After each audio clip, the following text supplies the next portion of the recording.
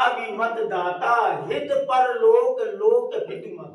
ये राम नाम कलयुग के लिए ऐसा है कि इस युग में इसे अपने जीवन में तो माता पिता के समान पालन करते हैं और परलोक में अपने नाम में कल्याण करते हैं।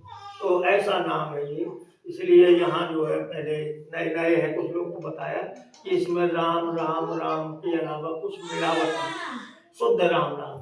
और देखिए गुरु जी तक की फोटो नहीं लगाई, स्वयं भगवान राम की भी फोटो नहीं लगाई, केवल नाम की है।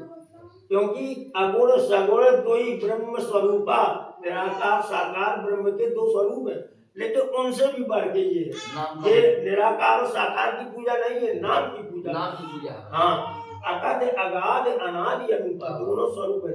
लेकिन मोरे मत बड़ नाम दूते, माने निराकार साकार से दोनों से बढ़ करके है।